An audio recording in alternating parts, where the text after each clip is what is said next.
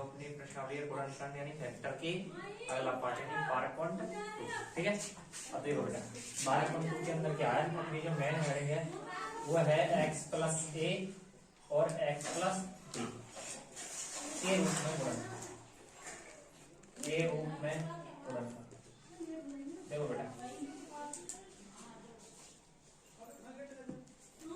देखो कैसे, इसमें क्या है बेटा, मेन चीज है वो है इसमें जो अपना इक्वेशन आएगी यानी बीजीय व्यंजक आएंगे वो कैसे आएंगे बेटा। देखो फर्स्ट यानी अलग अलग थे उनके गुणनखंड यानी फैक्टर कर लिए, जैसे एक संख्या अलग थी एक संख्या अलग थी, है ना। और वो भी कर लिए जिसमें ए प्लस यानी सर्वसंख्या की तीनों सर्वसंख्या थी, ए प्लस बी का होल स्क्वायर, ए माइनस बी का होल स्क्वायर और ए स्क्वायर माइनस बी स्क्वायर। लेकिन बेटा अब हम देखो जैसे एक टर्म आ गई एक्स स्क्वायर प्लस जैसे 6x प्लस 8। अब ये प्रॉब्लम आई है ना कि यदि 3 टर्म आ जाए तो ये कैसे होगा।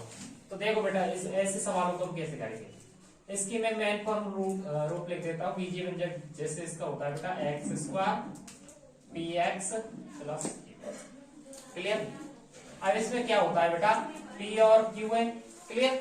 यहाँ पे हम पी दो राशियां मानेंगे, पी ए प्लस बी के रूप में, यहाँ ए व बी अचर राशि, अचर का मतलब यानी संख्या मानेंगे, अचर राशियां,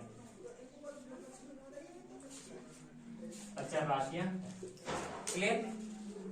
अब देखो बेटा यहाँ पे Q का मान होता है वो P A इंटू बी के रूप में होता है, A इंटू बी के रूप में, किसका Q का मान। ठीक है बेटा, अब हम आगे क्या करेंगे, देखो ऐसे सवाल आ जाए ना जो बी रूप में हो तो उनको सबसे पहले कैसे हल किया जाता है। देखो बेटा इस P के फैक्टर करते हैं, ठीक है, जो भी P आता है x के साथ में जो वैल्यू है उसके फैक्टर करते हैं। और फैक्टर कैसे आने हैं बेटा, a प्लस बी के रूप में, कैसे आने हैं, a प्लस बी के रूप, क्लियर। और उन a प्लस a और जो b का मान आएगा उन दोनों का गुणनफल होगा q के बराबर, किसके बराबर, q के बराबर।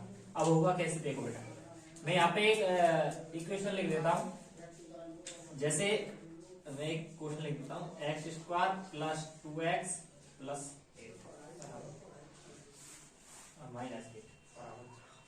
देखो बेटा इसी तरह की सेम टू सेम कंडीशन है कि नहीं। हम बेटा सबसे पहले क्या करेंगे, सबसे पहले हमें ना फर्स्ट देखो अचर जो भी चर है उसके आगे एक होता है हमेशा, तो पहले का और तीसरे का गुणा करना है, कर लेंगे। देखो चिन्ह हमेशा ध्यान रखना है, इधर माइनस है इधर प्लस है, तो प्लस गुणा माइनस माइनस। 8 का गुणा 1 से करेंगे तो कितना आएगा बेटा, 8 आएगा। 8 के फैक्टर करने, और फैक्टर कैसे करने कि उनका गुणा करने पर, दोनों संख्याओं का गुणा करने पर तो माइनस 8 आना चाहिए, और दोनों संख्याओं का जोड़ या घटा दोनों करने पर बीच की संख्या यानी 2 आनी चाहिए प्लस की, है कि नहीं। अब देखो बेटा P और Q के रूप में दो फैक्टर कर रहे हैं, A और B के रूप में। देखो 8 के फैक्टर कैसे करेंगे, 2 4 2 2 2 ये इसके फैक्टर हो गए। अब हमें दो संख्या के रूप में लेना है, यानी एक संख्या यहाँ एक संख्या यहाँ, कैसे भी लो। अब देखो मैं यहाँ पे लिखूं 2 गुणा 2 4, 4 गुणा 2 8। यदि मैं दो संख्या लूं 4 और 2 तो 4 2 नहीं 8। अब प्रॉब्लम ये है कि माइनस का आना चाहिए, तो कुल मिला के इस पे एक संख्या में माइनस आएगा। अब एक बात बताओ, 2 कैसे आ सकता है, जब 4 में से 2 घटा तो 2 आ जाएगा, लेकिन प्लस का आना चाहिए 2। इसका मतलब है प्लस का तो मैं 4 मानू, माइनस का 2 मानू। यदि मैं इन दोनों संख्याओं का गुणा करूं प्लस 4 का और माइनस 2 से, तो बेटा माइनस का 8 आएगा कि नहीं आएगा, आंसर आ जाएगा। और 4 में से 2 घटा दूं तो 2 आ जाएगा इसका आंसर। अब देखो एक्स स्क्वायर, इसमें क्या करते हैं बेटा, खंड करते हैं बीच वाले पार्ट के, ठीक है। तो कैसे करेंगे, 4x माइनस के 2x माइनस के 8। देखो 2x को खंड कर दिया, 4x माइनस 2x, क्लियर। अब इन दोनों में से कॉमन लेते हैं और इन दोनों में से कॉमन लेते हैं, कैसे लेंगे, देखो बेटा x ले लिया, x प्लस 4। अब इसमें से कॉमन माइनस आ गया एक तो, और एक 2 आ गया, तो x और माइनस से माइनस ये प्लस हो गया कॉमन में 4। मैंने कहा बेटा यदि ये दोनों सेम है तो उत्तर सही है वरना गलत है। तो देखो x प्लस 4 और x प्लस माइनस 2, ये बेटा जो भी अपने ट्रिपल रूप में यानी जो 3 पद हैं उनकी इस प्रकार से, क्लियर बेटा। जैसे अब मैं इसी रूप में बताता हूँ बेटा करके, तो ठीक है। देखो अपना यहाँ पे क्या था बेटा, a गुणा b। अब हम जानते हैं पी वाले फैक्टर को दो भागों में बांटते, तो हमारे फैक्टर आ गए ए और बी। तो बेटा इसको कैसे करेंगे, देखो एक्स स्क्वायर प्लस पी की जगह मान रखेंगे ए प्लस बी और यहाँ पे एक्स आ गया। क्लियर बेटा, यहाँ पे एक्स का एक्स आ गया, पी की जगह ए प्लस बी और यहाँ पे क्या रखेंगे बेटा हम क्यू की जगह ए बी कर दिया। अब देखो एक्स स्क्वायर बेटा एक्स का गुणा ऐसे करो तो एक्स बी का गुणा एक्स से करेंगे तो X B plus A B. बेटा अब हम यहाँ पे क्या करेंगे एक्स कॉमन लेंगे दोनों, तो एक्स प्लस ए प्लस यहाँ से बी कॉमन आ गया तो ये हो गया एक्स प्लस ए। मैंने क्या कहा था, अगर ये दोनों पार्ट सेम सेम आ जाए तो ये बेटा उत्तर सही है। देखो एक्स प्लस ए और दूसरा आ गया एक्स प्लस बी। तो बेटा कुल मिला के बात ये है कि देखो अगर हमारा समीकरण इस रूप में है कैसे x square plus P x plus Q.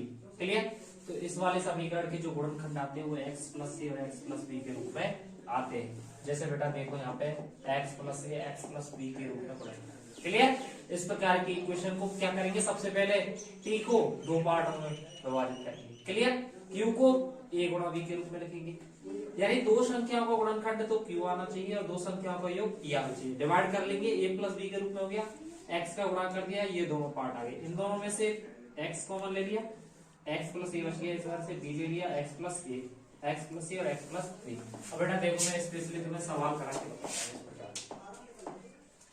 जैसे बेटा देखो x square minus 6x plus 9 बराबर, ठीक बेटा देखो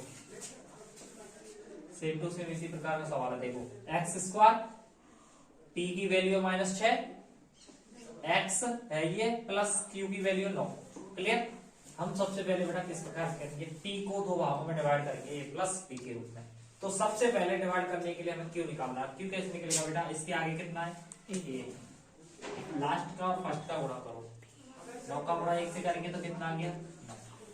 अब 9 के फैक्टर करना है, 3 यही फैक्टर होंगे, तो बेटा 3 इन दोनों संख्याओं का गुणा करने पर कितना चाहिए 9 और इन संख्याओं को जोड़ने और घटाने पर कितना आना चाहिए माइनस के 6। तो हम क्या करेंगे बेटा, देखो एक्स स्क्वायर -3 और -3 बताओ, -3 का गुणा -3 से करेंगे तो प्लस का आएगा नहीं आएगा, और -3 और -3 हमेशा प्लस होते हैं तो माइनस के 6 आएंगे।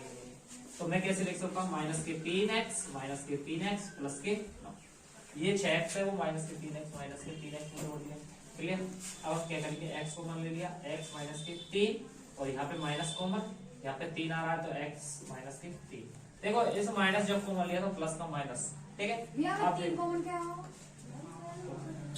यहाँ पे 3। देखो बेटा इस दोनों में से कॉमन ऐसे लेते हैं कि इसमें से इन दोनों संख्याओं वो संख्या कॉमन आनी चाहिए जिसमें दोनों का भाग चला जाए। अब 3 कॉमन यहाँ 3 का 3 में से भाग चला जाता है और 9 में चला जाता है। क्लियर, 3 में अब ये दोनों कॉमन आ गए तो ये हमारा उत्तर सही है। तो x माइनस के 3 और x माइनस के 3, तो हमारा ये इक्वेशन आ गई x प्लस ए और x प्लस ए बी के रूप में उड़ा। क्लियर, अब इसको बेटा तुम तो अब हम बेटा नेक्स्ट सवाल करेंगे ना, इसी क्या था देखो हमारा जो अगला सवाल है वो है बेटा x square plus 5x plus 6। देखो बेटा सवाल का एक ही तरीका है ना, वैसे करने की बजाय आप डायरेक्ट करना कैसे, हमेशा देखना x के संग अगर कोई संख्या जैसे 1 है, ठीक है, तो पहली और लास्ट का क्या करना है तुम्हें गुणा, 1 का गुणा 6 से करेंगे तो ये हो गया 6। अब 6 को दो पार्टों में तोड़ना है, 6 के गुणनखंड करने, तो 6 के गुणनखंड एक तो ये है, देखो मैं डायरेक्ट ही करा, एक तो 6 गुणा 1 कर दूं तो 6 आ जाएगा। क्लियर, दूसरा है 3 गुणा 2 बराबर 6, ये भी 6। अब हमें ये देखना है, देखो 3 गुणा 2 करेंगे तो 6 आ जाएगा और 6 गुणा 1 करेंगे तो भी 6। हमें सिर्फ एक चीज देखना है कि प्लस और माइनस करने पर कितना आना चाहिए, प्लस का 5।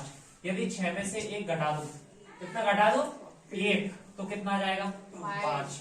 लेकिन 6 का गुणा जब 1 से करूंगा तो उत्तर माइनस का 6 आएगा, आएगा कि नहीं आएगा। यदि माइनस का 6 आ गया तो फिर गलत है। अब देखो 3 का गुणा 2 से करेंगे, 3 दूनी 6, अगर 3 में 2 को जोड़ दो तो 5 आ जाएगा, जो भी प्लस का ही आएगा। तो कौन सा सही है 3 2, तो हम यहाँ लिख देंगे 3 2, यानी प्लस का ये और प्लस का ये। तो हम देखो बेटा आप कैसे तोड़ेंगे, एक्स स्क्वायर 5x को तोड़ देंगे 3x, x लगा दो 3x प्लस 2x प्लस 6। देखो बेटा तुम्हें मैंने पहले ही बता दिया कि इनके गुणनखंडों के जो कॉमन पार्ट कैसे लेते हैं। सबसे बढ़िया है कि अभाज्य गुणनखंड कर लो सबसे पहले। देखो मैं क्या रहा हूँ, एक्स स्क्वायर को लिखते हैं हम बेटा एक्स गुणा एक्स, 3x को लिख देंगे बेटा 3 गुणा एक्स, 2x को लिख देंगे 2 गुणा एक्स और 6 को लिख देंगे 2 गुणा 3। देखो बेटा एक बात ध्यान रखना, हमेशा जब 4 वाली स्टेप बनेगी तो इसमें प्रथम 2 में से वेनिस्ट आएगा और अंतिम 2 में से वेनिस्ट आएगा। तो देखो एक तो x है, एक इसमें x है, तो x कॉमन आ गया। अब देखो इसमें x है लेकिन इसमें x नहीं है, इधर 3 है लेकिन इधर 3 नहीं है, तो ये बच गया। देखो एक x आ गया तो एक x बच गया, एक x कॉमन में आ गया तो कितना बच गया 3। क्लियर। अब बेटा नेक्स्ट वाले पार्ट में लेंगे, देखो 2 कॉमन आ गया। अच्छा दूसरे वाले पार्ट में एक चीज हमेशा कॉमन रखना, कभी x नहीं आएगा दूसरे वाले पार्ट में, कभी भी x नहीं आएगा, केवल संख्या आएगी। क्लियर। तो 2x प्लस 2 बार आ गया तो ये बच गया 3। देखो सबसे अच्छी बात मैंने पहले बता दी, अगर ये दोनों बराबर आ जाए तो उत्तर सही है, वरना कहीं ना कहीं गलती है। तो x प्लस के 3 और x प्लस के 2, इस पे लेके तो x प्लस के a और x प्लस के b के रूप में गुणनखंड आ गए। ठीक है बेटा, x प्लस 3 एक बार लिख दिया, x प्लस 2। सब्सक्राइब कीजिए हमारे चैनल को और बेल आइकॉन को दबाइए हमारी लेटेस्ट वीडियो सबसे पहले देखने के लिए।